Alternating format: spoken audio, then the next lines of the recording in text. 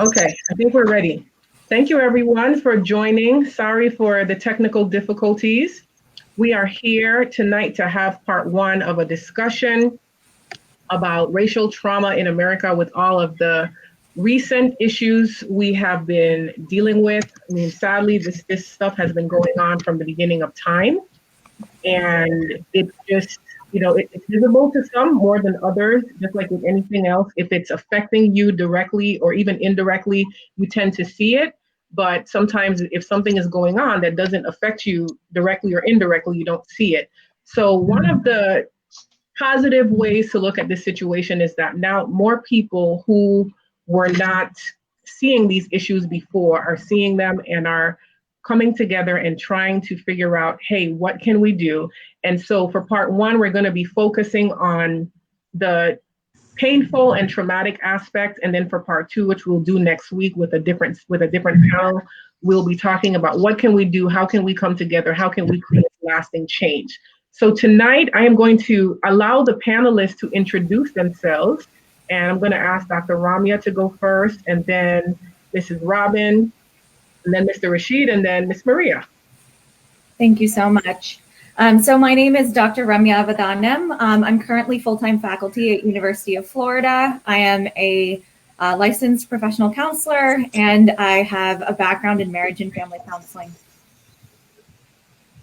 I am Robin Williams. I am a board-certified behavior analyst. I'm also an educator that provides professional development throughout Central Florida school districts, 6 school districts to be exact, all focusing around behavior management and studying the history of race in our country.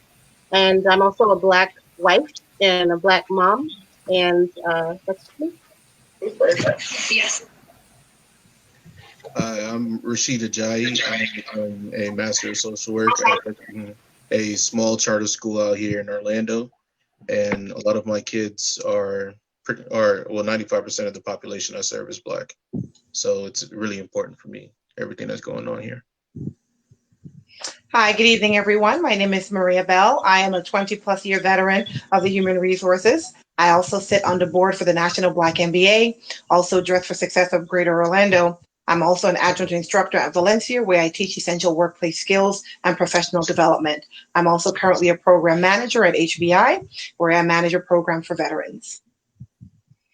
All right, thank you for your introduction. And my name is Dr. Letitia Browne-James. I am also a licensed mental health counselor, a board certified counselor, and a full-time faculty member at Adler Graduate School, which is in Minneapolis, Minnesota, where a lot of this is taking place right now. Unfortunately, there are some issues going on across the country, but it stemmed from, or the boiling point happened because of what happened in Minnesota. So many of my colleagues and students are directly and indirectly being impacted by what is going on. And I'm also the founder and owner of Victorious Living Counseling and Consulting, where I provide counseling services, supervision services to individuals working on their licensure in counseling, consulting, and training. So I just wanted to come together and have a discussion. You know, sometimes it's hard for people to put into words how they're feeling. Sometimes they may not feel safe speaking because they're afraid of being judged or criticized for their feelings. But tonight we're going to have just a very candid conversation using the help of the panelists to talk with us and give some insight and just normalizing how everyone is feeling. People are having very different emotions right now. They're having multiple emotions, one moment from anger to feeling scared or anxious and even confusion. I mean, and those are just a couple of feelings that are coming up for people. So we are just here to talk about it, to normalize those feelings. What can we do? What is it like? What is the lived experiences of the different individuals? Particularly, we're going to come from the panel perspective. What is their lived experiences like as professionals, as wives and mothers and sisters and aunts and uncles and brothers, or whatever the role is that people are playing, and how they're being impacted by what is currently going on, and how do we move forward? And then all of that on top of the pandemic, the global pandemic that everyone is dealing with. A lot of people have had to transition pretty quickly without much preparation to online learning and online working and online schooling. So we have all of these really big things happening all at once that are all very stressful. And it's like, wait a minute, what is happening? How do I process this? What is going on? And then for those of us that are in the South, it's hurricane season. So just all of these things, people have lost family members, friends, loved ones due to COVID. And then the rest of the world doesn't stop. People that have underlying medical conditions, that are going through cancer treatment, all of those things are still happening. So what I'm saying is all of these things that we deal with on a regular basis are even now more amplified and compounded by what is currently going on. So we're just here to talk about it all in the hour and a half that we have. And so I'm going to start with, who am I going to start with? I think I'm going to start with Rashid. Rashid, tell us your perspective on what is going on right now and how is it impacting you? What are you seeing as a Black man in America and as an educator? Because I know that you are an educator, but you also are a social worker. So you have the mental health as well as the academic background. And so I want you to just take a moment to talk about how this is affecting you, and then we'll go to the rest of the panelists. And I'll be checking Facebook to see if we have any questions or comments that we can address as a group. Yeah. Well, when we talk about what it feels like, yes, 25% of the population I serve is Black. Okay. When you ask the question about how do I feel, the main thing that comes to mind is the James Baldwin quote: "To be a Negro in America and to be relatively conscious is to be in a rage almost all the time." And I think you're seeing a lot of that bubble over from a lot of people. Granted, a lot of the protests have been relatively peaceful until the end where they get derailed, but you're seeing hundreds of years of trauma that people have gone through, and not just the trauma that they've gone through and experienced, the vicarious trauma of seeing other people go through things, hearing stories from your parents, because my parents came here from Nigeria, and my mom would always make it a point to tell me that you're Black, so you have to work twice as hard to get half as far. So how hard do you have to work to get to equal? So now that's the mindset that I grew up with, and I thought that was okay. I thought that was normal. I thought everybody was working hard because that's just what you do. But then when you grow up and you see people half as qualified get twice as much, it starts that journey where you're like, maybe I just need to work harder. Maybe they just haven't seen me. Maybe I need to network more. But when you, especially with me working with at-risk youth, there's no opportunity. I mean, people will tell you how good you do. People will tell you how great you are, how happy they are that you're around. They appreciate your perspective and your hard work, but you still get overlooked for somebody that's not as qualified. I mean, I don't go out a lot, and the main reason why I don't go out a lot is because I'm a big Black man. Like, I'm 6 foot, 300 pounds. So people get scared when I'm smiling. Imagine what they do when I'm running, rushing in and out. I'm frustrated. My sister's calling me, my mom's calling me, so I have the stone face on, and now they're looking at me different. So with everything that's going on, I mean, we've all been on Facebook and we see what people say. Oh, if you're looting, I got something for you. They're not saying Black people, but you know that they mean Black people, because it's just something, it's just that skill you have to develop if you're Black in this country, especially a Black man. And it makes everything harder to go through this type of repeated trauma all the time. You see people getting killed, and then you get everybody that asks you the same question. Oh, I don't understand why you're mad. They put the people in jail. Yeah, but they don't get charged. So, I mean, you go to jail, you get undercharged. And then with that, if you understand how the legal system works, then they go to jail on the weekends, or they go to jail for a couple of years and then they're out. And then that same person that just took somebody's life, if you were to do the same thing, you would be under the jail. So all that to say, like, to be quite honest with you, it literally feels like I'm angry all the time. And it's just that quote from the first Avengers movie. Oh, how do you control the Hulk? I'm always angry. So, it's no longer foreign to me on how to control my anger. It's something that I deal with all the time. It's part of my normal.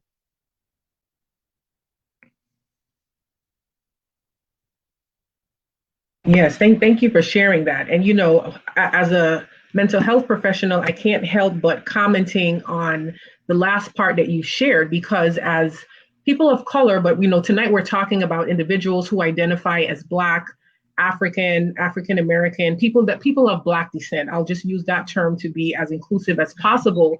Is sometimes our anger or our fear may be misinterpreted as anger, like you mentioned earlier, and particularly as we're talking about children in the school system, in a college or university setting, their quote unquote guardedness or resistance or aggression could be just their way, or the way society is perceiving them as living as a Black person in this country, and what that means for you, whether you smile at someone or you are walking a certain way, you're talking a certain way, you're dressed a certain way, you're in a certain neighborhood. And I mean, we hear these stories all the time where we are made to feel like we do not belong. I remember a time specifically, I was working at a local university here, and I had to go get some paperwork done for a project that we were doing. And I had to tell the lady 3 times, I am the professor. And it was like, are you sure you're the professor? Or are you one of the students? And, she was looking at me like, like this cannot be. And I mean, and she asked me the same question 3 different times. Well, are you an intern maybe? If you're not a student, are you an intern? No, I am the professor for the interns, and I'm here to do my paperwork. I had the paperwork with me. I had my university ID, but those are just common experiences that we deal with, and Robin is going to talk about, being a Black mom and being the wife of a Black man, and what that is like. So I won't get into that, but I've also had those experiences. But sometimes it's hard for people to wrap their mind around these things because it is not their experience. They don't have to deal with it.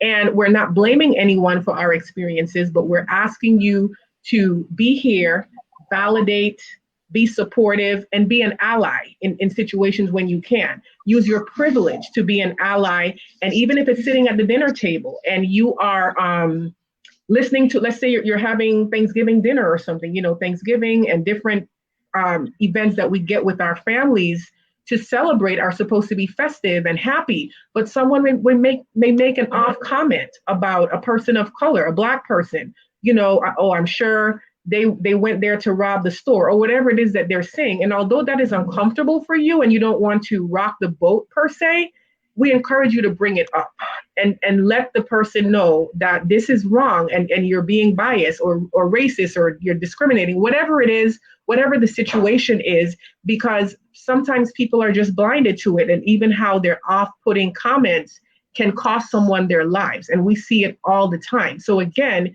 even though it may not be your lived experience, you can still be someone to validate and support someone that's being marginalized or mistreated in any way. Miss Robin, what are your thoughts? Well, I have so many thoughts. I just want to start with one of the recent conversations we had with our children just last night. Because as Black parents, we are trying to help them process everything that's going on. And we try to be very mindful of how much the TV is on and what they can understand. We have 12-year-old twins, but we have always been very open with them so that they can feel free to talk about their experiences in school and understanding you are Black and we want you to be proud to be Black. And that doesn't mean that you don't care as much about other people. You need to care about and love yourself first. Mm-hmm. So just last night, they had some questions and they were talking to my husband, and he was telling them, trying to get them to imagine, there are times when I go on my job, he is a construction inspector, and where I have to go and I have to supervise, or I have to meet up with other people that they are looking to me for information. But if I walk up side by side by a white gentleman, another person on the job site will automatically go and speak to this white man before they go to me. And I am the one there, much like your professor experience, I am the one there that they need to be in contact with. And so they asked him, well, how do you deal with that, Daddy? And he was like, look, usually I just wait and I'm quiet. And then I wait for them to figure out that they're talking to the wrong person. And then they have to correct that. And sometimes it turns into a conversation. Most times it's just an awkward kind of like, oh, I made this assumption. But I really think that for many people, because they have made those assumptions their entire lives, that Black bodies are not as valuable, that Black people should not be or cannot be in certain esteemed professions or positions. It's not even something that comes to their mind readily. That is why these conversations need to be had. That's why we have to challenge people when we are fighting and screaming for people to recognize our dignity as humans. That's why we have to have the conversations with people and correct them. When I'm saying Black Lives Matter, it's because my lived experience and history has shown me that in America, my Black life does not matter. I had a situation much like yours, Dr. Letitia, where I was doing PD for a local school district, and all of the people who were providing the training had on the same purple t-shirt.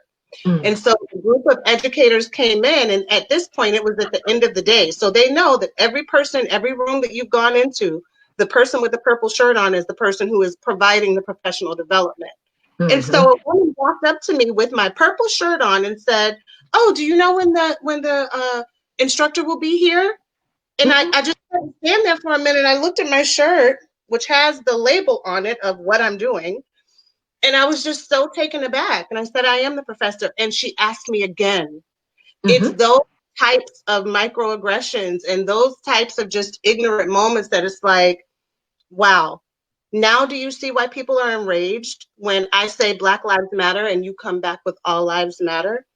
We're having to have conversations in our home with our children that many people will never understand.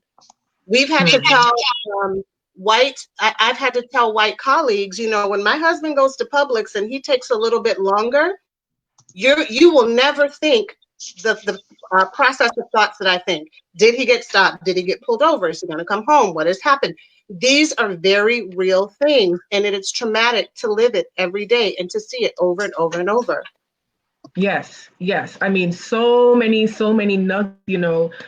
Sometimes I share a story about my husband. It's the same thing. You know, if he doesn't come home when he's supposed to come home, I get worried. But you know, he and I have this understanding that he knows if he's going to be out, and same thing with me, that we let each other know. It's just a check-in. It's pretty much just saying, "Hey, I'm safe.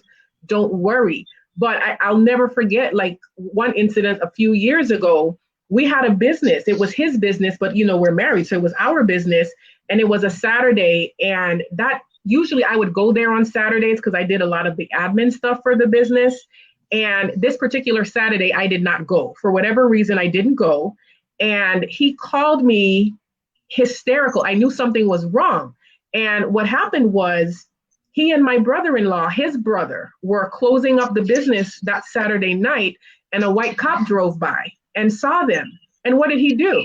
He called for backup and said, and of course, my husband and my brother-in-law, they had no clue what was going on. You know, they're brothers. They're halfway closing up the shop, but they're also talking and, you know, goofing around, just being brothers. And I always like to tell people this when I tell this story, that both of them were honorably discharged from the military. My brother-in-law is a Marine. My husband was discharged from the Army honorably. They had never been in jail before, anything like that, to even say that, okay, maybe they're a suspect of some type. They had never been in any trouble. But anyway, to make a very long and traumatic story short, what this cop did was, like I said, he called for backup, and they had no clue what was going on until the additional cop car showed up with guns drawn on the floor in the middle of the street. You know, they were on the sidewalk, but pretty much it was near a major highway. In the middle of the street, pretty much, that they were being mistreated this way. And they're both trying to explain to the cops, no, we are not breaking into this business. My husband is saying, this is my business. My brother-in-law is saying, this is my brother's business. I'm here and I'm helping him. And one of the cops eventually sarcastically said, okay, fine. Well, if this is your business, prove it to me. So my husband gets up and gets his key out and opened the door of the business, disarms the business. You know, of course he knows the code, is his business. And so then, do you think it ended there, or an apology? No. Then it turned into, well, let's search it. No, I'm not going to let you search my business. You have no ground to even stop me and to stop us and to pull guns on us, much less to search my business. Well, then it was like, well, you must have something to hide if you don't want me to search it, to search the business. He's like, well, no, I know my rights. So these are the things that happen. And, you know, these things happen so often. and they're so traumatic. And when I think of what could have happened, and I mean, I'm definitely grateful that it didn't happen, but when I think of what could have happened, I always say that I would have been one very sad but rich widow, because the state of Florida, everybody, was going to pay in some way, shape, or form. But again, these are the experience, and that's one of many experiences that we have had. The second time that it happened, a racial profiling situation with my husband, I was with him, and actually saw what happened. So, but when these things happen to you over and over and over again, it can become very traumatic and cause people to be fearful. So then there's a fear of the police, there's a fear of white people, there's a fear of anyone who does not look like you for the most part, because you just don't know. So this is where the mistrust comes in and the anxiety comes in and all of these things come in. And then it's just, you're automatically on guard all of the time. And people may perceive that as, like Rashid mentioned earlier, the angry Black man or the aggressive Black man, or the angry Black woman, and even with the little kids, I worked in the school system and see it as a counselor and saw it all the time. When a child of color is having a meltdown, they are automatically aggressive. Go to the principal's office. They get, and the research is there. So if you're not familiar with this research, you can look it up. In any part of this country, children of color, particularly Black boys, are more likely to get suspended, get expelled for similar or the same situation as their white counterparts. And as a professor now, and I teach a lot counseling classes, but I teach a lot of multicultural counseling classes. And I'll never forget, a few years ago, one of my white students, we were talking about microaggressions and just racism and different things and how it affects the mental health of people. And he said to me, Dr. Browne-James, I never believed that happened until, as a white man, I did not believe that happened until I became a probation officer. And I saw firsthand that a Black woman or a young Black woman, 18, so woman, but I still consider them to be an adolescent to a certain extent, but a young Black girl and a white girl come in to see the judge for the very same or almost the same offense. And the same judge, and the judge says to the Black girl, okay, you're obviously a criminal, so these are your consequences. Then next, the white girl comes in with a similar situation, similar charge. And she was told, oh, you're just 18. You have your whole life ahead of you. I'm sure you're going to go off to college. So let me let you off now, with a warning, and use this time to get yourself together so that you can go to school. So the only difference was race. I mean, they were the same age, similar crime, but the only thing that was different was the consequence. So on that note, I'm going to go to Maria to talk a little bit about being a mom. Maria is like, woo, getting all riled up. I can tell, being a mom and Maria has two boys, two Black boys and a girl, so tell us a little bit about your experience, Maria. Whew. I have a myriad of emotions going through me, and it's on a continual basis. Mm-hmm. As Dr. Letitia says, I have two adult Black men as sons, and the worry is nonstop, where to the point where I'm paranoid. They're calling me a helicopter mom because I'm stalking them. Okay, because now I've already mapped out their routes. You get off at 7. You got about 5 stoplights before you get here. I need you to be here no later than 7:45. So now I'm calling, I'm wondering, and they're adults, but you still have to have this conversation with them because they've had their own experiences. They have their own influence. For me to sit and tell almost a 30-year-old, listen, you still have to be calm. You still have to let them know your every move. I'm reaching for my wallet that's in this glove compartment, or this is what I'm doing. Then on the other hand, I have a 22-year-old post-millennial that sometimes they just don't get it. The gravity of what's going on does not actually sink in. Well, Mom, I didn't do anything. Why are they stopping me? Or why is this? Or why is it? It's not a matter of you doing anything. It's a matter of who you are. And that unknown for when an officer approaches you.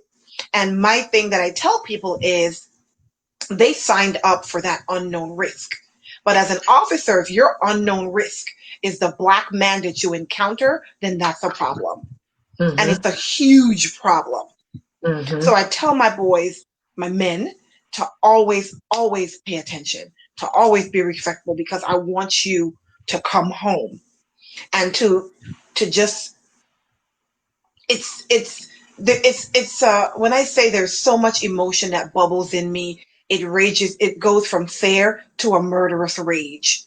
As a parent, as a woman, I have brothers. You know, my significant other is a big, strong, strapping Black man, 6'1", 200 and something pounds. So for me to think about my children plus them and even my daughter, you know, we haven't seen that many instances against Black women, but we've seen enough to know that it's a possibility that something can happen to her while she's out there in the medical field, putting her life on the line on a daily basis.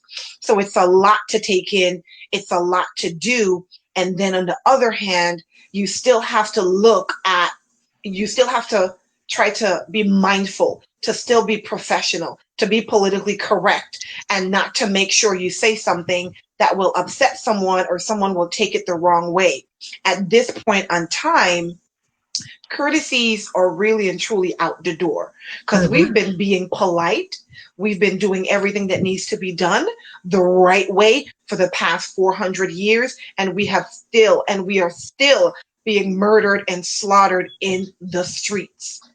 Yes. So it's a lot to take on when you have these things happening. And people, for me, it's a choice, because certain things should not be based on color.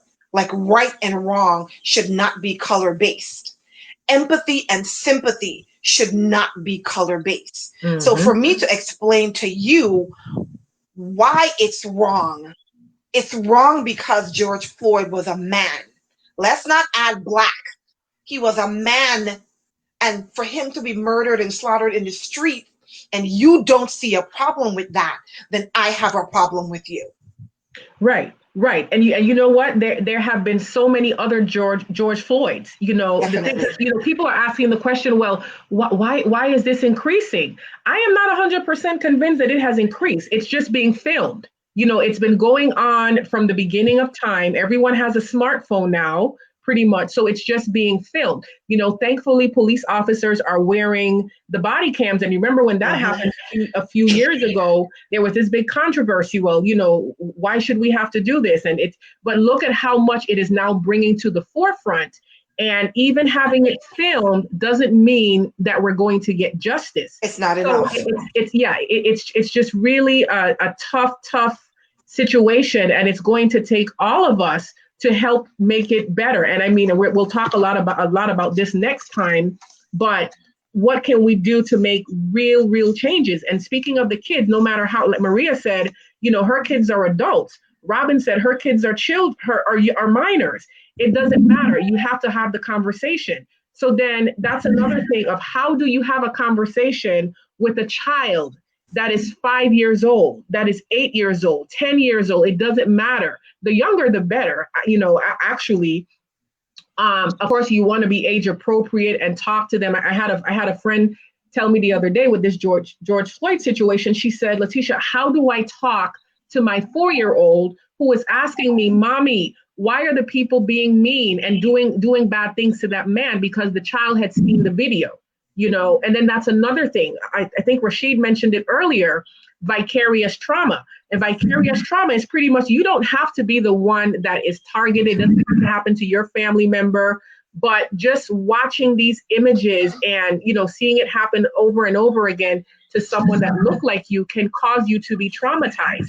And I'm going to, when Dr. Ramya talks, I'm going to let her talk a little bit more about that, even as it relates to the diagnosis and misdiagnosis of persons of color. And again, we're talking about people of Black descent tonight, but we're not downplaying the fact that other minorities have similar issues, and how you can hold privilege, even if you're a white person, right? You hold privilege as a racially as a white person, but you could also be in a marginalized category if you are a person that is gay. You know, you identify as a sexual minority, you identify as a religious minority, you have migrated from a different country to this country. There's an assumption that you're an immigrant or you're illegal. Just all of these things can create a lot of issues. So we're not taking away from any of that. And we don't have time in just 2 segments to cover all of this, but I'm just kind of bringing it up so we can see how it's multi-layer. It's more than just a racial thing.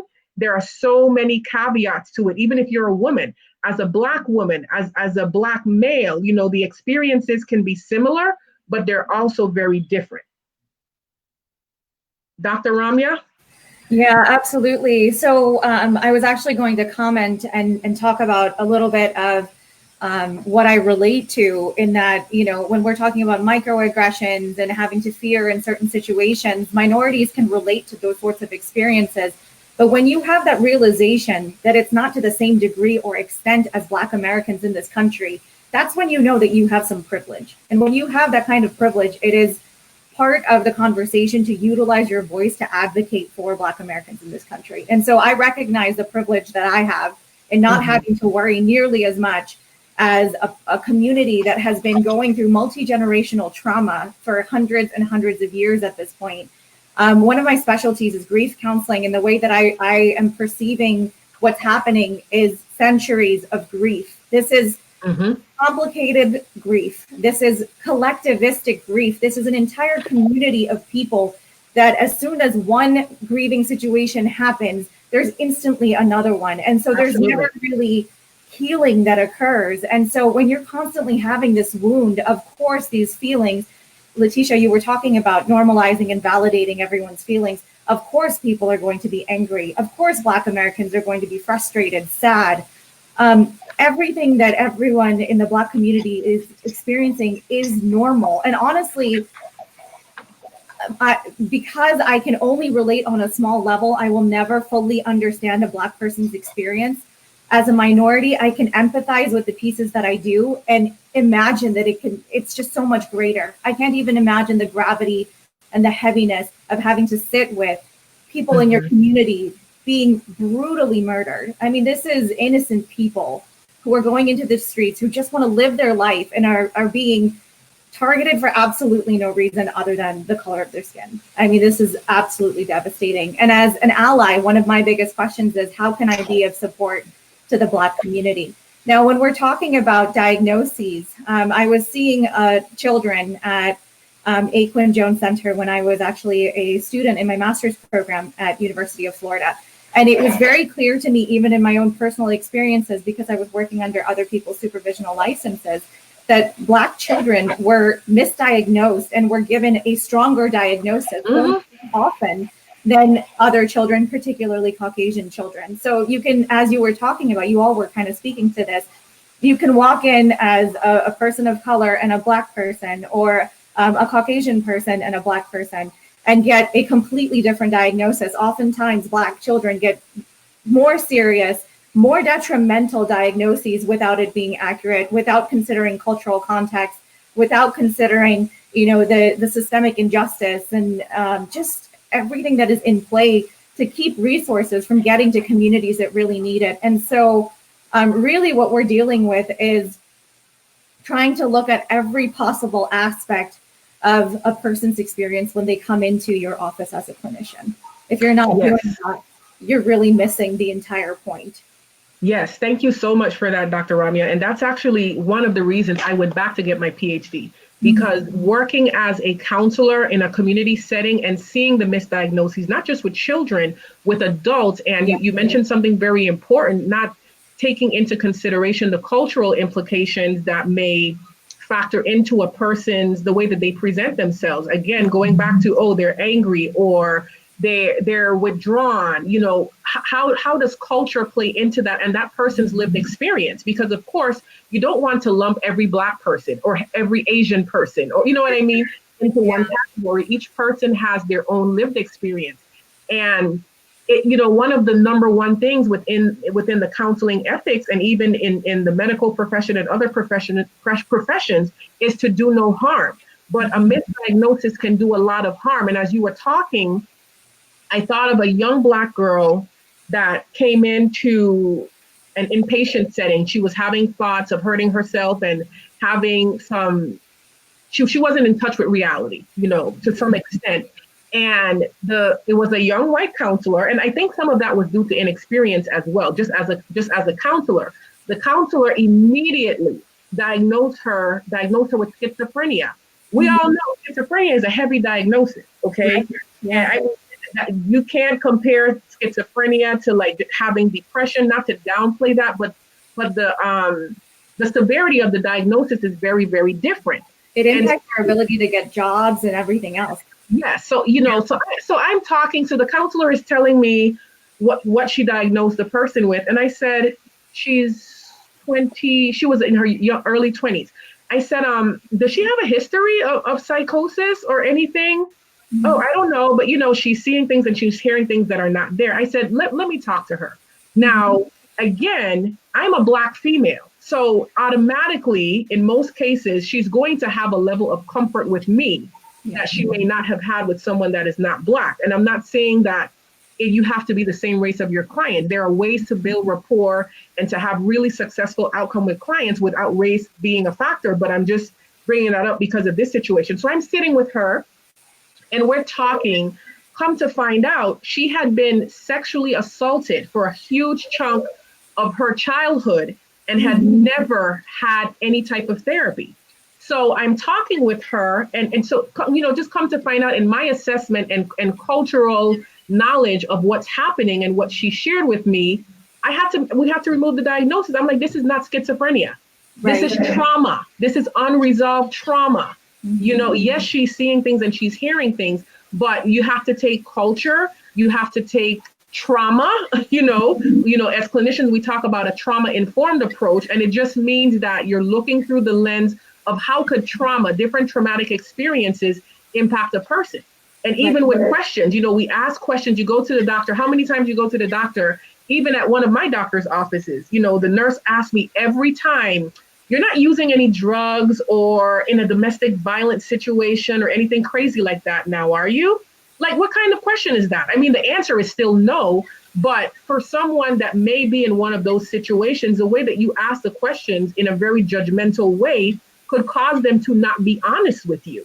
Absolutely. All of that it includes being a trauma-informed clinician and, being culturally competent and finding out, okay, I'm not making any headway with this person. Is there a colleague? Is there someone else that I can consult with or that I can bring into the conversation? And I'm looking at the comments, and Abigail shared, I think when we were talking about children, so going back to children and how it doesn't even really matter the age of the child. Race and racial encounters can happen even very young. So she says, my son had his first racial encounter at 2. He had his second racial encounter at 5 from a teacher. Happens all the time. Even in my research, one of my research areas is racial microaggressions, or microaggressions in general, but specifically racial microaggressions, and specifically racial microaggressions as it relates to the mental health of Black people. And I mean, it was amazing how many Black individuals, even the people that I interviewed, as well as in the literature, were saying how as a Black person, you're automatically assumed to get into a university setting or a college setting because of affirmative action, not because of your grades. Or, people are assuming that you're on the college campus to do some type of wrong. You can't possibly be a student here. And then in the K through 12 schools, if you are a gifted student, a Black male, gifted student, earns 100 on a test, there is this assumption that you must have cheated. Or do you have a tutor? And then little Johnny, who is white, sitting next to you that also earned 100, great job, Johnny. There's no question or no doubt in the mind that that person used their intellectual ability. So think about a child and how that can impact their self-concept, their self-worth, and trying to figure out or even wrap their minds around, why is my friend Johnny, being perceived as smart, but I'm being questioned on my intellect and I must have cheated or I must have had a tutor. These are examples that happen all the time. So thank you for sharing that, Abigail. It's very, very real. Let me see. I saw one other comment. Okay, I'll go back to it later. So Rashid, I want to circle back to you to see, what other thoughts you have to share, especially as we're talking about in academic settings, because you are a director of an alternative school, if I remember correctly. Yes. Talk to us. The main thing that I've noticed is that the trauma-informed approach that we've been talking about for the last couple of minutes is extremely important because the kids that I work with have experienced more trauma than most adults that I know. The education system is not equipped to deal with it. The education system does not really care to deal with it. And since Ms. Robin has some younger kids, I'd really like to see what it is that she's going through in terms of when her kids come home and talk to her. Because when I was growing up, I literally had a teacher tell me, you are not smart enough to take AP classes. You have skated through the educational system. And to be 100% honest with you, that has sat with me most of my adult life. Now, I've gotten over it now because I'm a therapist. So when I'm working through other people's stuff, I practice self-psychology. I take myself through my stuff because there's a huge stigma with going to a therapist as a Black man. Yes. And to be quite honest with you, I work so much because I feel like that's what I'm supposed to do. Is like the trauma in the Black community. It's gotten to a point now where your resilience is at a superhuman level and you still feel like you're not doing enough. You go to work every day, you code switch, which to me is a form of dissociative identity disorder, because I can literally pick up the phone for a job. If it's some money, I'm talking completely different. Y'all, I mean, Ms. Yeah, no. Let's tell the people what is code switching, because remember, not all Black people are here, so people may not know what code switching is. Well, code switching is when you call me about some money, I don't sound like this. Code switching is when you call me about some. Ms. Robin, because we worked together for a while, and Dr. Brown, because we worked together for a while. Y'all put some paper in front of me. Hello, hi, how you doing? Yeah. 50,000 for an appearance? Yeah, I'll be there. Yeah, no problem. I'll be there. Yeah. But then when I get around my brothers, you know what it is. The bass come back. I put my 10 toes down back on the ground. I literally pick my feet up when I talk like that, because you can't be 10 toes down when you're not being authentic. But that's what we do. We've literally developed a mental health. Yeah, it's an appropriate adaptation to an inappropriate situation. So in preparation for this whole panel, I've been studying post-traumatic slave syndrome by Dr. Joy DeGruy. Yes. And she talks a lot of the cognitive dissonance. And this is really why I want to hear about, because it's so interesting that we're doing this. I work in education with kids that are a little bit older than Ms. Robin's kids, definitely a lot younger than Ms. Maria's kids.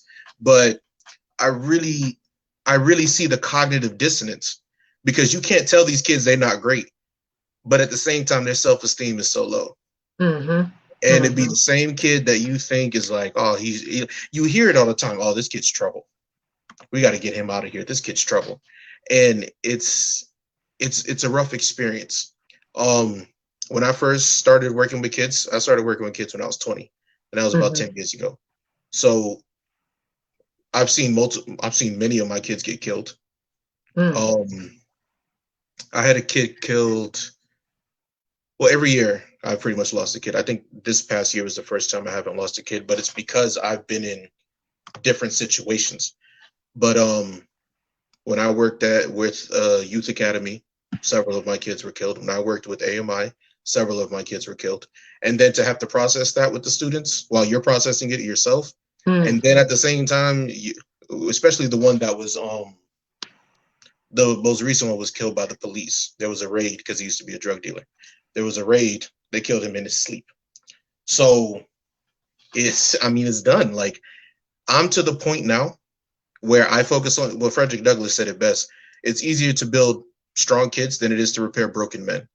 Yeah. And honestly, even though I feel that way, I literally created a Facebook group where I've invited all the people that are experienced a lot of racial trauma, and I'm doing my best to heal them. But I'm one person. I literally got my degree to help the community, the culture. And it's just to this point where I just feel it's you trying to hold back an ocean, and it is what it is. So for me, it's very interesting that, we have the parent perspective, because how do you cope with your personal trauma, and then your kids are seeing the same thing on the TV. And how do you tell them, like, baby, this ain't right? My mom called me this morning and hit me up and was like, please be safe. I said, ain't nothing going on around me. She said, just be safe. You can hear it in Yes. her voice. That's crazy. Yes. So, I mean, I don't want to take up all the time, but I definitely want to hear more about how the parents are dealing with it from the younger and then the older kids too, because it's wild.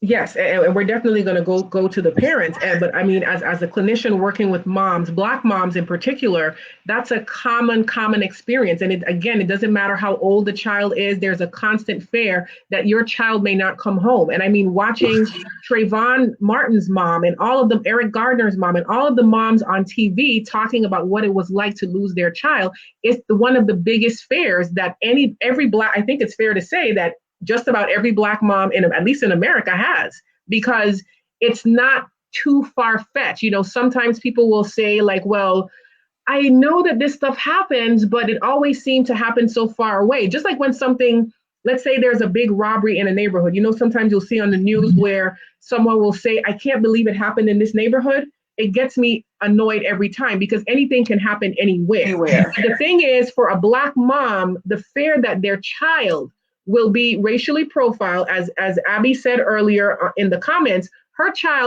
his first experience and the experience that she know of was when he was 2. And then I saw another mom, Navi, she said, I changed my son's daycare 3 times in the first year of his life. He is about to be 6. He no longer goes to school in the county that we live in. The dialogue is needed. Absolutely. So it's definitely real. So let's hear from the moms.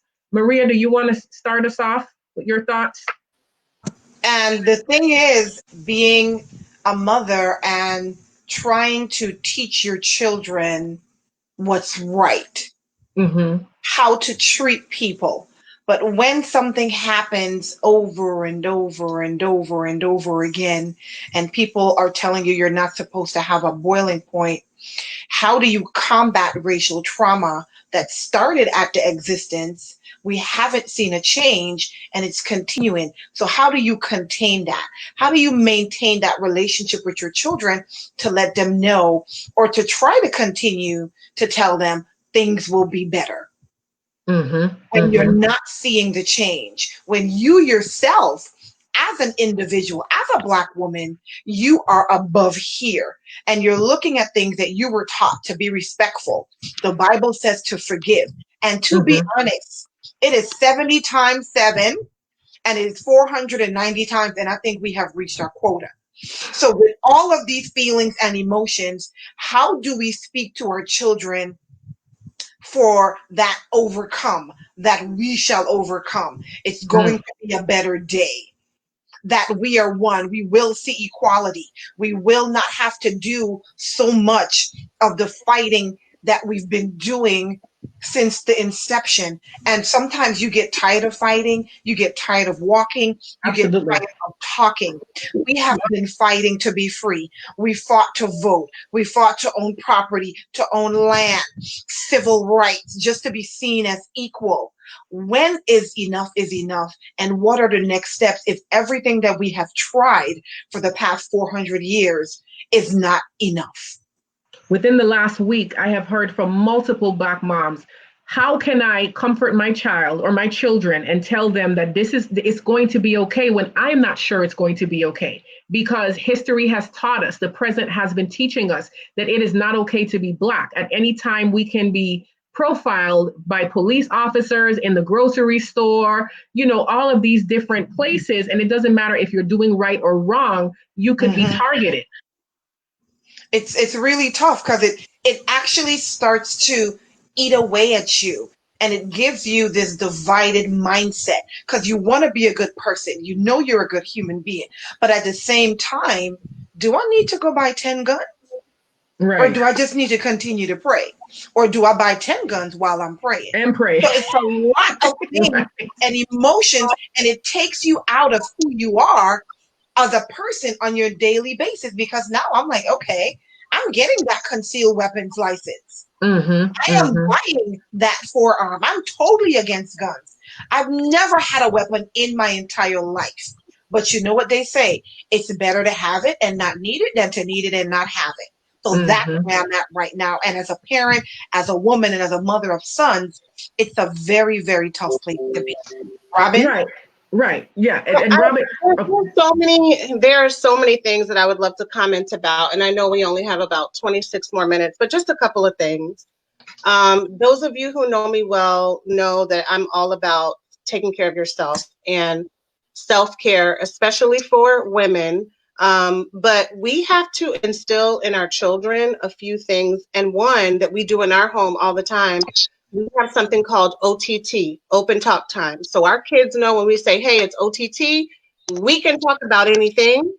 You can say just about what you want as long as you're respectful. We're pretty open parents. You know, we're not, you have to say it in a certain way, but we need to make sure that our kids feel safe at home first. Safe to talk to me about your fears, safe to talk to me about things that piss you off, safe to talk to me about accomplishments that you have had, and they know that they can always come to us. And when it's OTT time, that's it. We're talking about whatever. And so lately, our OTT time has been around what's going on in the media. And I don't tell my kids, hey, everything is going to be okay. It's going to be a brighter day. We shall overcome. Because at this moment, with all of the community activism work that I do with local organizations, with my sorority, personally, everything, I'm not feeling like it's going to be okay. I work in a space where I train teachers. 85% of educators in this country are white women. But guess what? White women are the ones who are having a very hard time, or at least have been having a very hard time understanding their privilege and how their actions are actually displays of racism. You don't understand your privilege. So we need to start with that. And now I'm even starting to feel like one of my colleagues in a behavior analyst group that I'm in, she was like, we need to really think about how long are we going to keep reinforcing these behaviors of people just showing human decency. I was so angry last week when only one of my colleagues out of a team of mostly white women, only one of my colleagues had reached out to me like, hey, you know what? I don't know what to say. This is pretty messed up, but just know that I'm thinking about you. Because sometimes people don't know what to say. Our white colleagues don't know what to say to us, but it made me feel so seen and so heard for her to do that. But now I'm at the place where I'm like, I don't even care if you check on me or not anymore. I can only take care of myself first so that I can be the best wife and the best mother, the best support to my husband, the best teacher of my children and lover and nurturer of my children that I can be. And I can only be real with them. I don't know if laws are going to change. I know what I believe needs to be done to affect some change. And that's what we're going to do. We're not talking about, oh, it's going to be better and we're going to pray and we're going to do. No, there are some actionable things that we can do. Some people don't believe in voting. I do believe in voting. I do believe in becoming part of the political process. I believe in protecting your home and protecting yourself. I believe in having very honest conversations with people. I had a friend's daughter message me on Facebook. She just put, I was telling you guys about this, but she just put, all lives matter. And I saw her comment and I was just like, oh, I don't even want to, I don't have to go there with her. Yes, all lives matter. When Black lives begin to matter, then all lives will really matter. And that is obviously not what is happening in our country. But in order for her young 20-something-year-old mind to understand that, we have to first see race. We have to see race. I don't know if anyone out there has read any of Ibram X. Kendi's work. He talks about race being a mirage. Like, race is really truly not a thing, but America has made it a thing and used it as an oppressive thing. So we need to see it and we need to acknowledge that. And that's where we begin. And then once we see that and acknowledge it, then we're able to help people understand how we can better interact with each other, how we can really try to tap into how our actions are oppressive and aggressive. Then we can begin to change behaviors. But we have to be real with our children. We have to be real with them and give them safe spaces. Healing circles are real. We do some of those in therapeutic settings. We've done some at the facility that we used to work at together, where kids come together. Families can do it too. Communities need to come together too. Youth programs, all of that. and just talk about the issues, giving a safe space for people to share. Right, right. And we mentioned this a little bit earlier, that it becomes exhausting, because sometimes people will say things like, well, they want us to give them all the answers, or how can I get along with a Black person, or how can I do it? Gets exhausting. Please understand that you feeling, if you're not a person of Black descent and you have even the slightest inclination that someone is mistreating you because of your race, your gender, whatever it is, and this is like the first time it's happening to you, or if it's never happened to you, understand that this is our everyday experience. So if I don't feel like explaining to you what it's like to be a Black person in America today, it's not that I'm not trying to educate you or whatever, but you know what? It's not my responsibility to educate you anyway. I have to educate people on a regular basis. It's really, really important to not put the burden on the person that's being marginalized or that's being victimized to then prove X, Y, and Z. There are things that you can do out, and looking at yourself and looking at your privilege, how can I get the answers to these questions? And then if you find someone who is Black, in this case, we're talking about Black people, that can sit and explain it to you, then yes, please do so. And the all lives matter nonsense, it's just another way to, and yes, I did call it nonsense. I did that intentionally. It's another way to oppress and further marginalize, because of course, everyone knows that all lives matter. But the reality is all lives are not treated equally in this country. And it's not just when someone is murdered in the street for driving while Black or walking while Black or whatever it is that they're doing. You constantly have to prove yourself. Yes, I do belong here. Yes, I do work at this institution, or I do work at this place. I'm not the maid. Robin mentioned earlier where someone came and asked her about being the trainer when she was obviously wearing the training shirts. I have countless of stories from colleagues that have shared that, where people come in to in a corporate setting, and they assume that the Black person in the room is the maid, the one that is, excuse me, miss, we need more paper towels in the bathroom. It happens all the time. They would never go in and do that to a white person. But if you're Hispanic, if you're a person of a minority status, there's an assumption that if you are in this room, you have to be the help. You have to be the one to refill the coffee pot. It's a constant thing that people experience. I want to give Dr. Ramya some time to weigh in as well from the mental health perspective, and just how the racial trauma can really affect, families and individuals. Well, the biggest challenge is help-seeking mechanisms, right? People who feel as though they're not going to be heard or not going to come into a mental health setting. And so really our goal as clinicians is to try and create environments that are going to be supportive of understanding systemic everything, systemic oppression, systemic systems such as family systems, the school system, the environment that they're working in. It's so important to consider every aspect of someone's life when you're providing services.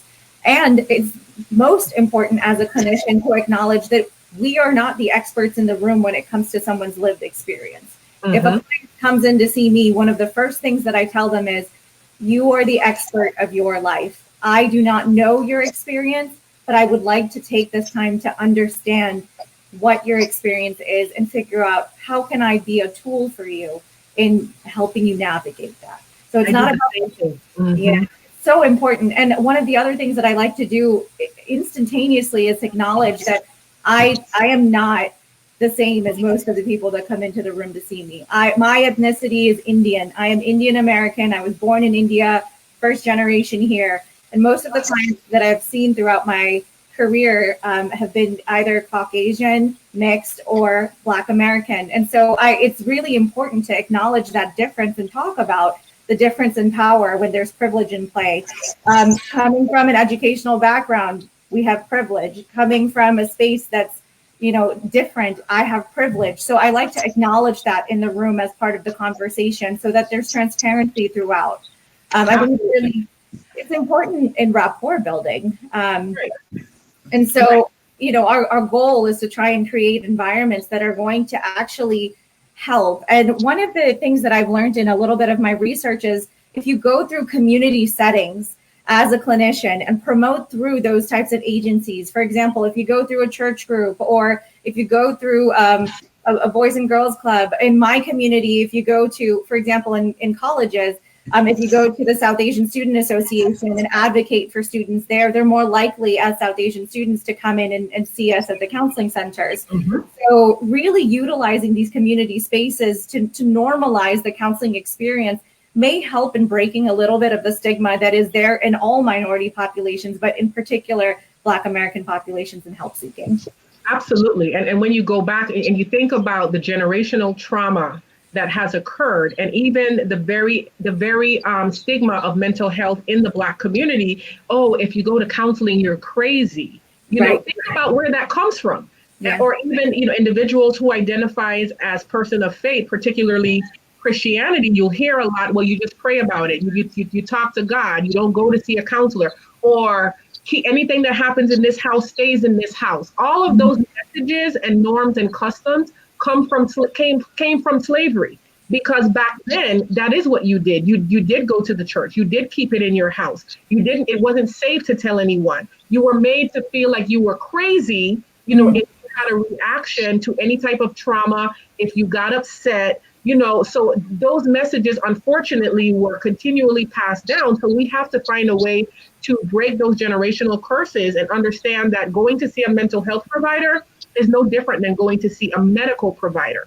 Body, mind, and spirit connection. You know, there has to be a balance. If not, it's going to throw the other ones out. If one of them is out, if your mental health is not in check, it can definitely affect you physically, and vice versa. You know, and so it's just such a multifaceted problem. So for the panelists, someone says, I want to educate myself to help my nephew. Is there an author someone can recommend? Can you put a little bit more about what you mean recommend, in what manner? Also, what age group are we trying to, you know, provide psychoeducation to? Because that makes a difference. I think just without any more details to what it is, whoever asked the question, they should look up racial socialization. This is something that I try to do with the kids that I work with, because knowing where you stand and knowing how people see you helps your self-esteem. White, Black, Asian, Puerto Rican, doesn't matter. But being able to understand how the world actually is as opposed to how it should be really helps kids out. So there's actually tools online. You can pull anger indexes by Dr. Joy DeGruy and Dr. Howard Stevenson and all that. And you can see what it is. And then there's also the whole conversation behind epigenetics and trauma. So seeing how trauma can affect you, and literally you can inherit trauma from what they're studying now. So there's a ton of resources that people can go to. And I work with middle school kids, so I like to use racial socialization tools, but they have to have a level of understanding though. And you have to know how to ask the questions and how to phrase it so that they understand. So that they get it, absolutely. Mm-hmm. Yeah, absolutely. So there's a ton of stuff that you can find out there, but I would start with cognitive dissonance, racial socialization, and anger indexes to see. They might be bubbling about something right now, and you really don't know it. Mm-hmm. Mm-hmm. If I can add, I think it's also, it could be useful to look at cultural identity development models so that you can identify your own cultural journey. I think that helps in being able to kind of understand your sense of self in a bigger picture in terms of your life experience. Yes, absolutely. And Robin, did you have something to add? I have something I want to ask. Yeah. Dr. Ibram X. Kendi, can you hear me? Yes, I can hear you now. Can you hear me? Okay. Dr. Ibram X. Kendi also has Stamped. He has, it's all about the racial history of America, which I think is important for everyone to understand. He has a college level version, but also there's a version for children, middle schoolers particularly. And he also has Anti-Racist Baby, which is like a baby board book for toddlers and young children, just to begin talking about and understanding race in America. Yes, thank you. And if you can just add, I know one of the moms that I talked to mentioned how to bring into this conversation children that are on the autism spectrum, Black children. And I know that you work with that population, Robin, and how it's even more of a risk for them. They're already Black, and then they're on the spectrum, they're on the autism spectrum, and have some social limitations that they may not be able to respond, depending on where on the spectrum they are. They may not be able to respond to a command from a police officer, or even being asked a question in a store, and how that can also create a lot of issues. Some of you may remember in the state of Florida a few years ago, the behavior tech that was working with the young man that was on the autism spectrum, and the person that had autism was in the middle of the street. So the behavior tech, who was also Black, was trying to calm the young man down so that he can get him back safely home. Well, the cops showed up and they shot and killed him. They shot and killed the behavior analyst, or the behavioral tech, that was working with the individual. So that's another perspective that I'd love to hear you say. And don't worry about time. We started about 15 minutes late because of our technical difficulties anyway. So we're going to make that time up. We on CPT. Yep. That is one of I think the most disheartening things about some of the work that I do, working with parents of Black children who are on the autism spectrum, who have to take these additional precautionary measures to have signs in their yard. I just saw one recently in a group of behavior analysts that I'm on. I know a friend of mine is watching right now, Marjorie, and she has a son who is a Black male with autism. They have to communicate to everyone from the time that their child is very young, whether they're in the grocery store, at the park. My child may not respond to your commands. Please don't hurt him. Please don't shoot him.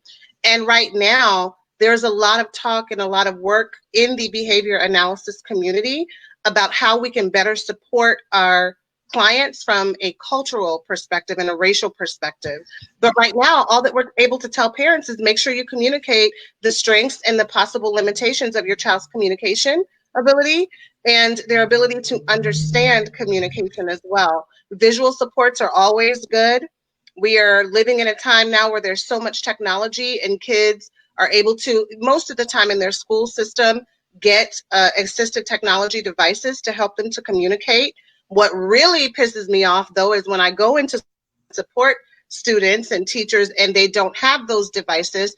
Teach children how to communicate basic social information, name, age, address, how to reach out to emergency services, and when to reach out to emergency services to seek out help. Those are the things that we as parents, educators, and therapists need to make sure that we do first.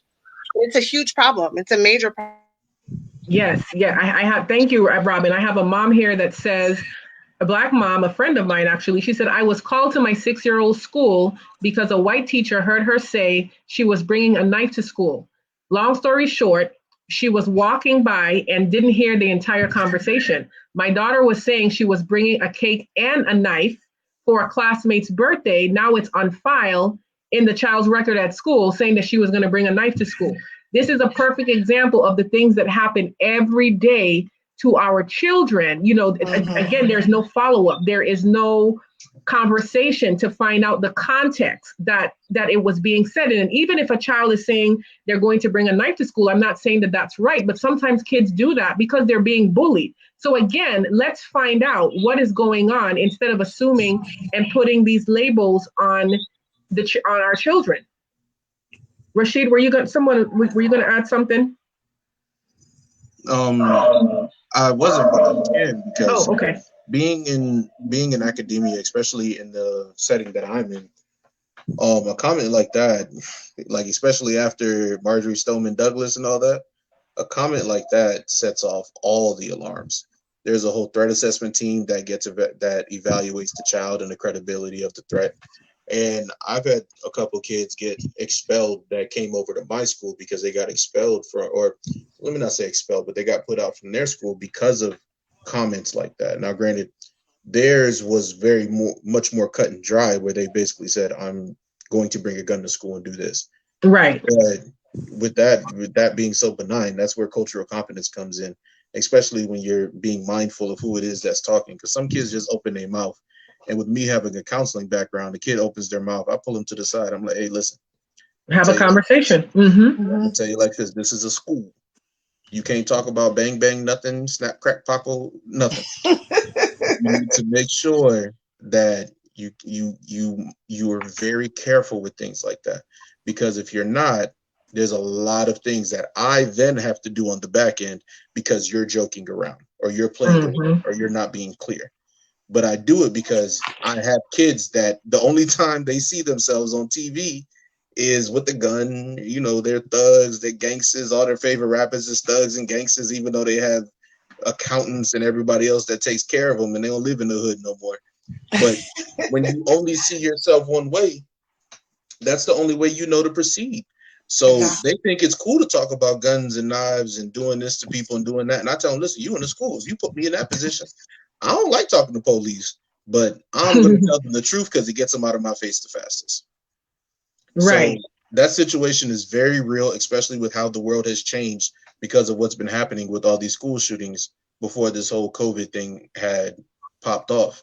But it's, if you don't have somebody that has understanding and compassion for kids, and all they're trying to do is make sure that they do their job the right way, that paperwork gets filed and that child's record is, we can see it. I can have one of my people pull it up and everybody can see that child's record, and it changes the perception of the child because Of the somebody child, did the yeah. legwork. Right, as if school isn't hard enough, you know, with all of the things that kids have to deal with in schools, on top of being racially profiled in a school setting, it's just adding another layer, another dynamic that's making it hard for them to be a kid, really, you know. Maria, did you have? Oh, I'm sorry. Go ahead, Robin. I just wanted to make a quick comment about the idea of cultural competency. And this is something that I learned recently in some of my own work, just preparing to give more presentations about that idea.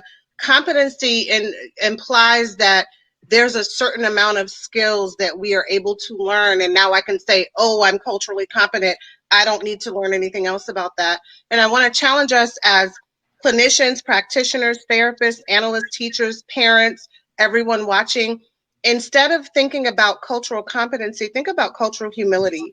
Because Yes. when we're thinking about being humble and showing cultural humility, that is an ongoing process. That's a process of you forever learning about other cultures and about what could be offensive to others, about your different privileges that you may have and how they may show up in the world. So I just always like to try to challenge people to think that way.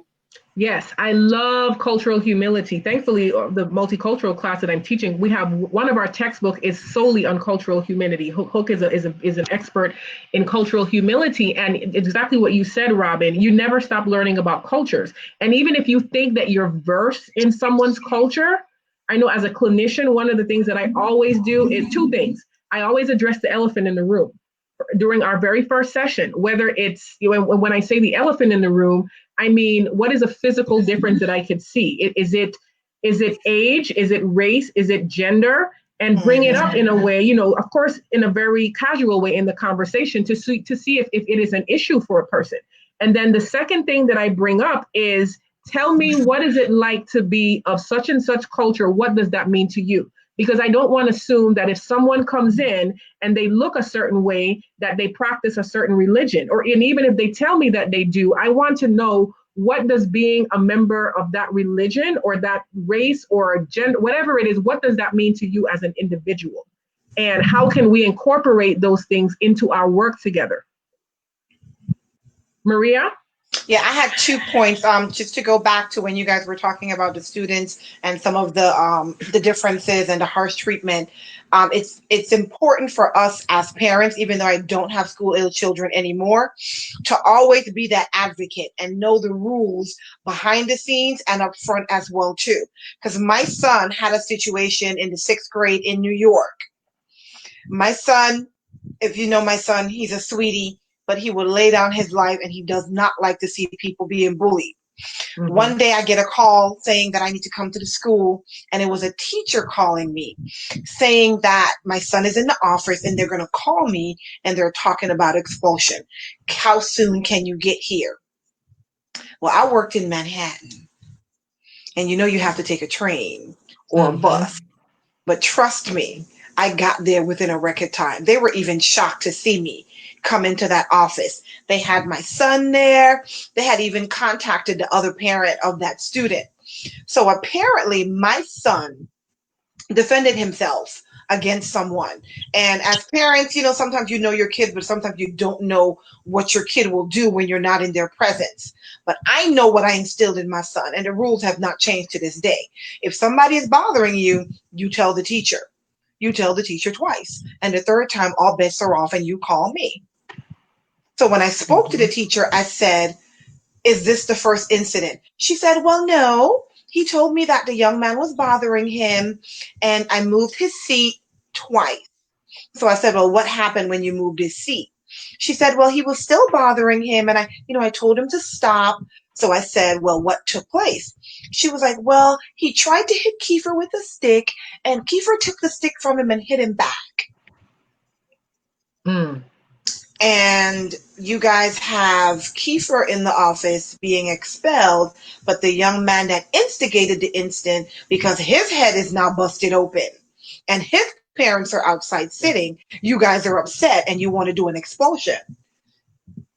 Not today. I said, let's say that again. I'm sorry, because I was going to jump in because I've actually had to deal with a lot of that stuff. But So I had to be that advocate for my son, and I had to bring their rules back and put it on their own table as to what the disciplinary process was. So now you've seen him harassing my child on 2 occasions. You notice he picked up an instrument or a stick or whatever you would like to label a stick.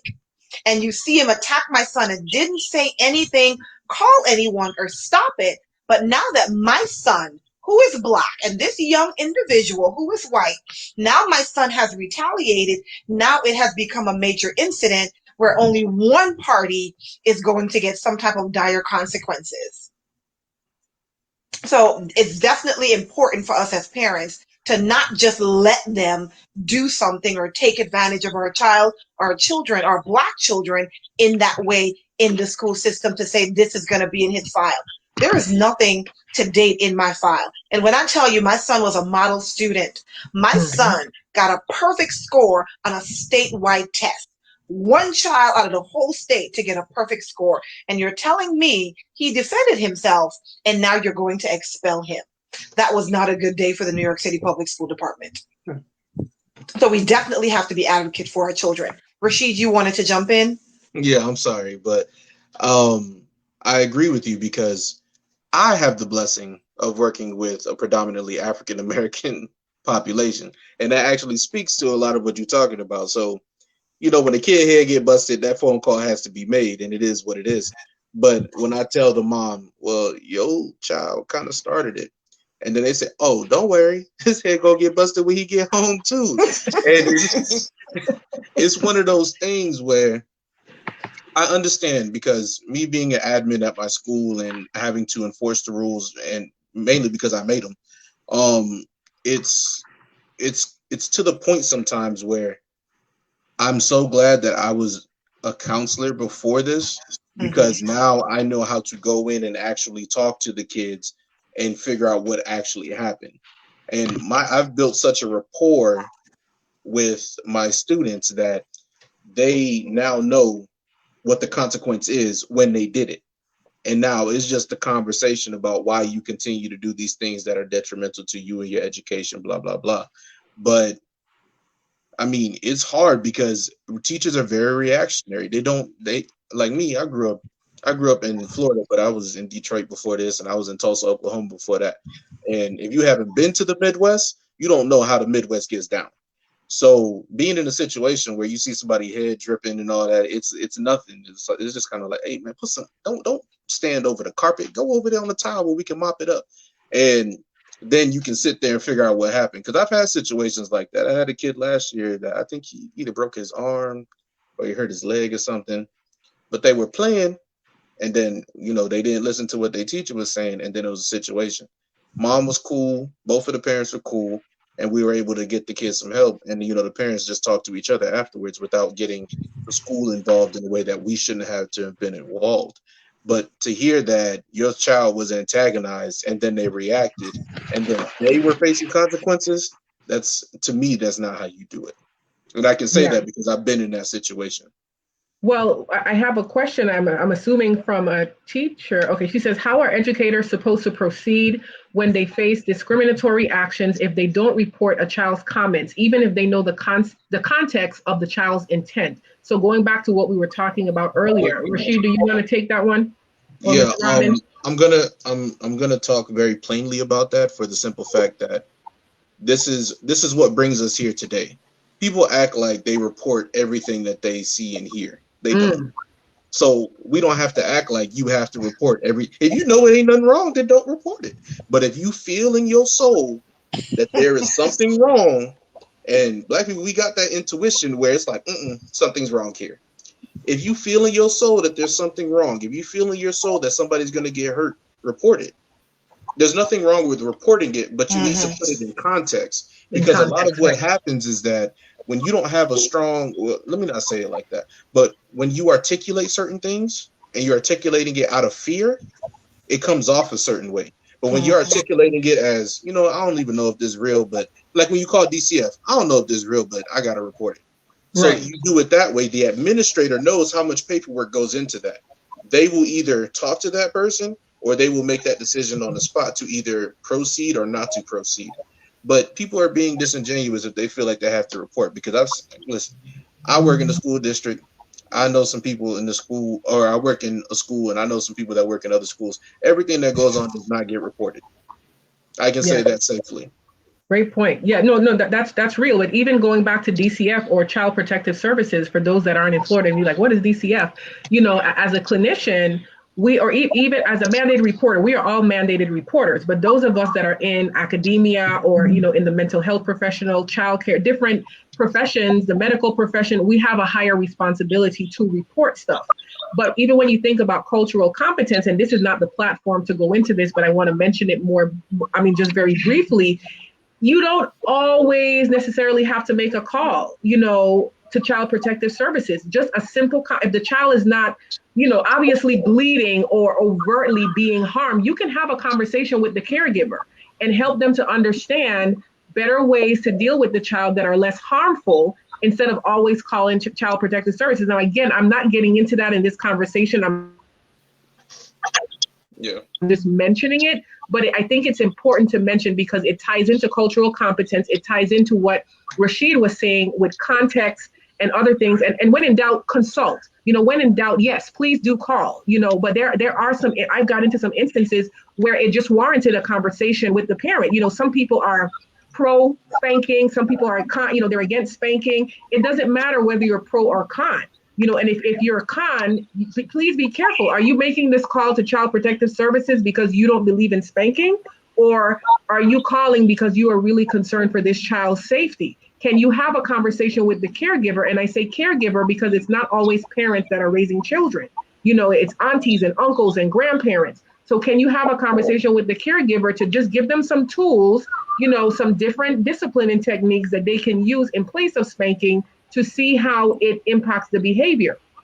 Then we have a question going to a mom that I know, Aisha. She said, what should you tell the ones? And she's referring to having a child on an autism spectrum. And I know that because she has a child on the autism spectrum. And she said, what should we tell the ones that are more high functioning?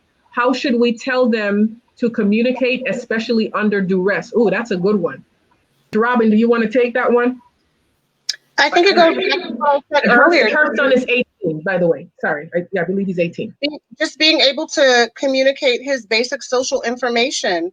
And also there should be some explicit instruction on him being in tune with what his body is feeling and what his emotions are going on, and teaching him ways to appropriately express that. So social information needs to be the first thing. What's your name? How old are you? What are your emergency contacts? Where do you live? Who do you live with? But also, if you have an older child who's on the autism spectrum and considered to be higher functioning, whatever that is, I have an issue with that. But anyway, if that is what the label is, then that child should be learning how to respond to what their body is feeling when they're experiencing certain emotions, and given the proper tools to be able to label that and name that and express it in an appropriate manner, as opposed to acting out, whether it be physically or verbally, or in some other way that is not functional and not going to help them. So that is, if you're working with a behavior analyst, those are some of the things that they should be explicitly teaching that child or adult. Yes, thank you. Dr. Ramya, do you have thoughts? I was going to add, sometimes it helps to actually practice that in session with your behavioral therapist or with the counselor in the room. That way, you know, the child has some practice in being able to do it and isn't put on the spot when there is a circumstance, if it comes up where their anxiety is really high or their fear is at an all-time high. So practicing that in the room, in a safe space with any child of any age really is really helpful in preparation. And as, you know, Robin mentioned, you know, just practicing coping mechanisms in terms of anxiety and fear, you know, breathing techniques, mindfulness, progressive muscle relaxation is another one. You can look up YouTube videos and kind of do that as a family. Things like that really help in de-escalating emotions. And then from there, you can process the emotions through conversation or art or whatever is going to help with that particular person. So, Yes. yeah, that's what I would just add in. Thank you. Well, this has been an excellent conversation. We have about 5 minutes left, so type in any final questions that you have. And I just want to reiterate that this is only part one, because I saw some comments on what can we do, how can we help, and we did share some of those resources. But tonight, part one was really just to have a conversation about some of the issues, some of the struggles, normalizing and validating feelings, and then part two, we'll talk about some practical solutions. You know, everyone that is on this panel, I know personally and professionally, that are out there advocating daily. We are not just having this conversation because it is currently in the news cycle. These are things that we advocate for on a regular basis in our own professional disciplines, in our research. And, you know, I felt like it was important to have a conversation, a community level conversation, because of what's happening and the awareness that it is bringing to some groups, the trauma that it's costing others, and the re-traumatization that it's costing others. So coming together in a safe space to talk is what part one is about. So part two, we will be focusing more on practical tips. How can we get together, you know, within our states, our cities, and help to make real change? But the reality is, it is going to take all of us. You know, it's not okay to say, well, I'm not Black, this doesn't apply to me, so I don't have anything to do with this. I could say the same thing, talking about privilege earlier. We all have some level of privilege. I have heterosexual privilege. I'm not going to sit here and say that if, you know, like when Pulse happened, you know, the tragic shooting that happened a few years ago here in Orlando, I could have sat there and said, as a clinician, when a call went out for clinicians to come and help in that situation, I could have said, well, I'm not gay or I'm not trans, so I'm not going to be bothered with it. No, absolutely not. I mean, not only is that against my profession's ethics, but again, we have to stop being a part of the problem by saying, if it doesn't apply to me, then I don't have anything to do with it. I got up and went out there and helped and provide crisis counseling to family members and individuals who are survivors who were actually in the club. So not because it doesn't apply to you, what I'm saying is not just because it doesn't apply to you, you shouldn't try to find a way to help, to support, to validate. Sometimes just listening can go a very long way. It's not necessarily that you always have to do something, but just listening and being a validating ear and normalizing a person's experience can go a really long way. And then of course, there are other times when we can advocate and join forces and use our privilege. Again, that word privilege keeps coming up. White privilege is not, we're not saying it's a bad thing. We're not saying, well, okay, well, it's your fault that you were white. Absolutely not. But what is your fault, in my opinion, is you not using your white privilege to help improve a situation or any type of privilege. It could be economic privilege or, again, heterosexual privilege or religious, whatever privilege that you have, nationality privilege, in order to try and help improve someone's situation by being there for them. Again, you don't have to join a protest. You know, peaceful protesting, I definitely support. And if we think about how peaceful protest in this country and even across the world has led to some real lasting changes. Personally, I feel like this current issue now that we're talking about is going to lead to a part two of the civil rights movement. That's my hope. And that's another reason why I brought this panel together, and I'm bringing the other panel together next week that will be focusing more on what can we do, because we all need to join together as a country, as a nation, as a world. I can't tell you how much it warmed my heart to see people in other countries marching and protesting Black Lives Matter. It is showing solidarity and unity. And this is what we need to do in all situations. And again, this conversation about Black lives does not negate the fact that other lives are also mistreated. It doesn't negate the fact that other people are unfairly treated and killed by police officers, but this is the conversation at hand. And this is one of two conversations, and it's not going to stop here. I am also the president of the Florida Counseling Association. I'm meeting with my leadership team later this week, and we are going to see what can we do as the state of Florida. You know, what can we do from a counseling perspective, similar panels and different things like that. So my message is, find out what can you do in your community. How can you impact change? How can you, and I saw a comment where someone mentioned, well, I'm just one person. It doesn't matter. If all of us come together and do one or two things that can help bring about change collectively, that's how we can see lasting change, and not just trying to put a Band-Aid or sweep something under the rug, because again, it's the current issue that everyone is focusing on. Any closing thoughts from the panelists? Maria, go ahead. Before we close that, I had one question that I wanted to ask and have everyone give their input on. How can we tactfully talk about the emotion and the feelings behind of what's being displayed during the protest and a riot? Because Martin Luther King says a riot is the language of the unheard. So what can we say to explain to people or give some type of insight to the emotion behind the protesting and the riot?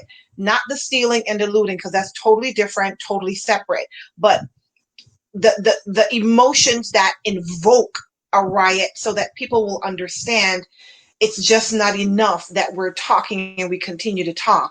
What emotion behind that? How can we tactfully explain that to some people that don't understand? Is there a way, or should we even try? I would like to hear your thoughts on that. You want me to take this one? Sure. There's two ways you can do it. If you got time, talk about it. Tell them how you feel, because you're only an expert in your experience. But my personal journey and my personal thoughts, I don't engage people with that nonsense, because they love to talk about how Martin Luther King was nonviolent, but they beat him every chance they got. They was beating and murdered him and threw him in jail every chance they got. But they didn't do it to Malcolm X. But not to say that violence is the way, because nobody ever really advocated for violence. Nobody ever really pushed for violence. It just happened. And I was just talking about this with one of my coworkers, or one of my teachers, and they don't do the same things that they do in the South and the Midwest that they do on the West Coast, because they know that the West Coast only has one way to deal with it for a lot of things when it comes to the Black community, and they just burn everything down. So every time you mistreat somebody in certain neighborhoods on the West Side, everything goes. So they're very selective. They're very sure when they apply force. But to be quite honest with you, I'm not engaging.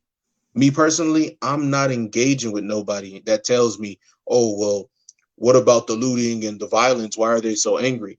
You know why. I'm not dealing with that. Exactly. That's not a question for me. That's a question for you. That's a question for you to do some YouTubing and do some Googling. Reading, yeah. You know, maybe you should go back and get your master's in counseling. Maybe you should do trauma-informed care. Maybe that's something that you should do, but it's not my job as a Black man in 2020, after you done seen all the history with no healing. Exactly. We've never healed. And it's to the point now Black people don't even like other Black people. That's how bad it is. That's true. That's true, Rashid. I just want to kind of speak to that, share some other insight and some resources. If people are looking for resources, they can get Layla Assad's book, Me and White Supremacy, to begin to understand racial relations in this country and your role and your privilege. As far as engaging with people about the protests, the peaceful protests, I refuse to refer to them as riots because most of us are not the ones who are being violent and rioting, and that's a whole nother Excellent point. conversation. Exactly. But are we really going to talk about that part, Ms. Robin? I don't have the energy to explain to you why I'm angry, but my husband, who I love dearly, he has a way of putting things in such a simple way. And we were talking about this last night, as we have been. And he said, people are angry because they're in the driver's seat and we still can't get a ride. And that is it. That is the bottom line. There are people at power in this country that are still orchestrating these oppressive systems of power. And people are tired. We're dealing with COVID. If you want to really truly understand how trauma impacts the body, read Your Body Keeps the Score by Bessel That's a good one. Yeah. a good one. We need to understand that these things are affecting our body. We're tired, we're angry, and I don't have time to explain to you why I'm upset. I need you to deal with your privilege, just as I will try to address my privileges that I feel like I have. Yes, I hope thank you. it's okay if I can add really quickly. Yes. Sure. There was once, I was in a particular situation. I went in for my own counseling, and I had tried to express to my partner at the time how unhappy I was in the situation. And I was feeling really guilty about that. And what my therapist had said to me, and I carry it to this day, he had said to me, you tried to tell your partner in every way possible what was wrong. You tried to communicate in every way that you knew you could that something was wrong. And the one thing that you tried as a final effort didn't work either. That was just your means of communication. And that's kind of how I am perceiving this is, Black communities have been trying to speak out and advocate for themselves for everything. so long that, the community is just trying to figure out other ways to communicate how badly the need is to just be seen and heard. So in a positive way. Yeah. In a positive way. Yeah. So that might be a way to kind of have that conversation and saying, there's a reason for things to escalate at a particular point. There's a reason behind wanting to be, heard. It's because voices were not heard at all, no matter what volume, they were being presented at. Exactly. Yeah. Thank you for that. Maria, thank you, Ramya. Maria? Yes. Closing thoughts for part one. Remember, there's a part two, folks, so we want to see you back next week for part two. Yes. Definitely tune in for part two. For me, it is just really being honest with myself about how I feel and not apologizing for how I feel and why I feel that way. That's why I asked about the question with the emotion. So I would like people to know that it is okay to feel what you're feeling. It's okay to not to try to be politically correct or try to be mindful of someone's feelings that doesn't understand. It is okay. And if we're going to be religious, the God that we serve is big enough to handle every and any emotion that we can experience and throw at him at this current state in time. And I want everybody to be safe and to think about what needs to be done and what our next steps are, which I'm thinking is a monetary protest. Excellent. Withholding our Black dollars. Yes. From everything and everyone, everywhere. From the stock market to businesses to everything. To colleges, removing our Black athletes and putting them in HBCUs as someone suggested. Conversation about the exploitation of Black. Next steps, we've done this. They still haven't heard us. Let's hit them where it hurts, which is in their pocket. In the pockets. Right. Thank you, Maria. Ms. Robin, did you have a chance to give closing thoughts? I think I've given all the thoughts. She's like, I'm giving all my I just want to make sure I didn't forget anyone. That's all. Did everyone have a chance to give closing thoughts? Stay vigilant. Stay vigilant and move in solidarity. If you don't know how to be an ally, do your research. Yes, and reach out to us. Tell the people really quickly, where can they find you? If they want to reach out to you for your various expertise. Robin, do you want to start? Sure. My Facebook page is Simplify Behavior. Like I said, I am a board certified behavior analyst, specializing in training of teachers, professional development, serving and supporting students and children and adults with autism. And I also consult in the Department of Juvenile Justice. Thank you. Rashid?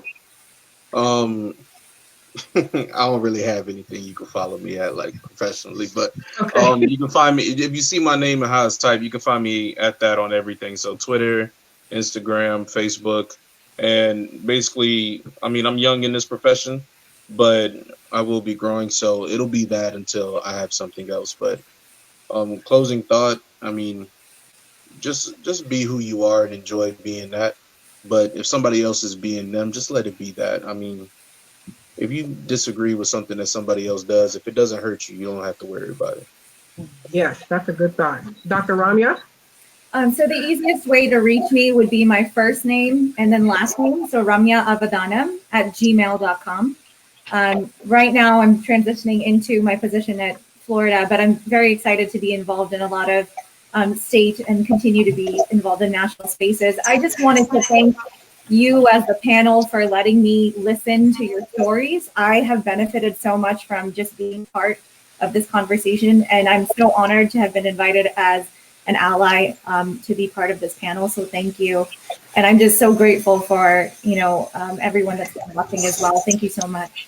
Yes, thank you. Thank you all for being a part of this panel. As I've told you many times, I really appreciate you. Thank you for everyone that has tuned in, that has shared, that will share, that asked questions. I apologize that I didn't get to all of your questions, but we'll try to answer some more for sure next week. And in the comments, feel free to reach out to us. I can be found at this page, which I know you have it because you're there right now watching us. Or you can also reach out to me at my email, my Dr. LBJ at LetitiaBrowne-James.com email. My name is Letitia Browne James on LinkedIn, most places you can find me. So thank you all for being here. Thank you all for being a part of this conversation. And thank you for letting this be the beginning of what we intend to make some real lasting changes in our country and in our world as we come together and do this together as one instead of separated. Thank you all so much. Thank you. Have a great evening, everyone. Thank you. Thank you. Good night, everyone. Good Good night. night. Stay safe, everyone.